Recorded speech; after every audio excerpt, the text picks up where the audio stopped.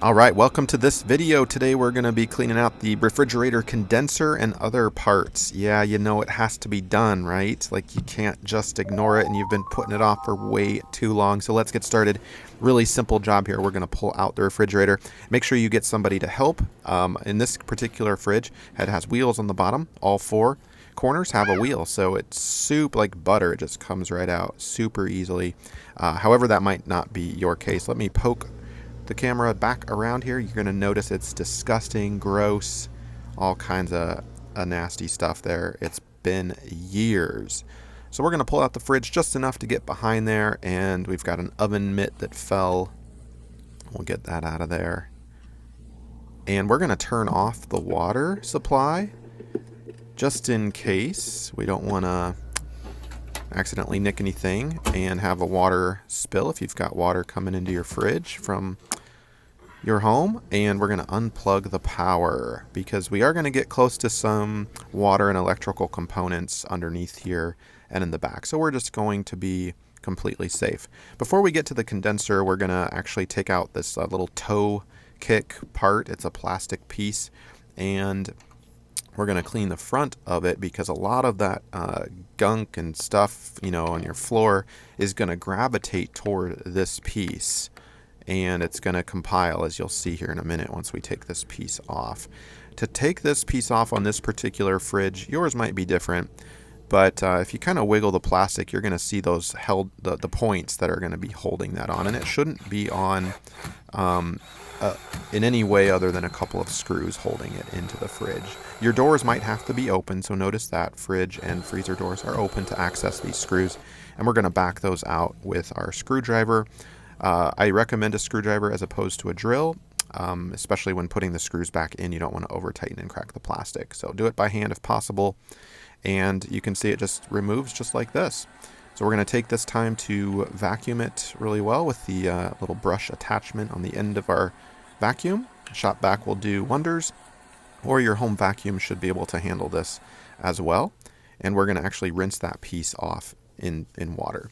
Now underneath here you can see we've got our water line coming up, so we want to be mindful that we don't mess around with that. But you can see here how just kind of dirty and gross things are. So by the way, I had to do this because I had my water tank here that actually sprung a leak. So that's another story in another video. If you're interested in what the heck that's all about, search my channel. But we'll take the attachment and delicately vacuum out all this gunk and junk. It's pretty gross. Years of accumulation under there.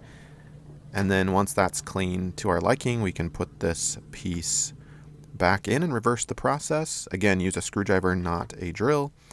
You don't want to crack that plastic. Get both screws seated just a little bit first before you tighten one up before the other, right? And don't pinch anything as you put that back on. By the way, click the like button, subscribe to the channel, and send this video to somebody who you might think might benefit from a clean fridge, right? Which is pretty much everybody. I would appreciate that. Thanks. All right, let's get back to business here. So we'll take that screw and put that back in. And get that aligned. Let me fast forward this for you a little bit. You get the point here. Both sides back in snugly. And that toe kick should now be in place and secure as it once was. And super clean. So again, rinse that off before you put it back in too. Vacuum and rinse all those underneath there and that toe kick piece. We'll close the fridge back up and let's move on to the back. So with the fridge pulled out, we can take the vacuum and just kind of, you don't want to break anything and get aggressive here, but you can go nuts. You're going to notice a lot of stuff and accumulation on these vents, these slats here. In your case, you might have a metal something that's covering this. This is just basically a piece of cardboard, which is kind of cheap, but it serves the purpose of providing access and preventing, minimizing dust bunnies from going in. Now to remove this piece, we're going to need to back off some. That you can use a screwdriver in this case, but I'm just using my ratchet set here. And you just back those off. There happen to be 6 bolts total, and you're just going to want to look to see which bolts are securing that access panel in.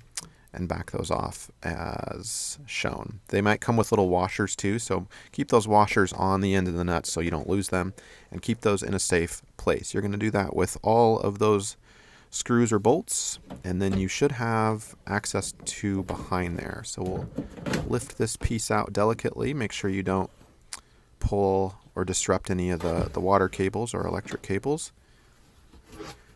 And by the way, I'm no pro at all, so you're going to have to read your instruction manual on your fridge model and make. I am just a DIYer, and this is how I am cleaning my fridge. But nonetheless, hopefully this can help you here. And you look at this. This is just disgusting. Years of accumulation, and I have to think this is really hurting the fridge performance over the long term here. Again, I don't know about fridges, but I know that this is not good. So we're going to vacuum that up and get that super clean with our vacuum attachment. And while we're at it, we will vacuum everything else up. When we're done, we'll put the cover back on, reverse that process, again, taking care that everything's installed back correctly, that you don't disrupt any of the water or electric lines. And you can plug it back in and call it good. Hopefully this has helped you.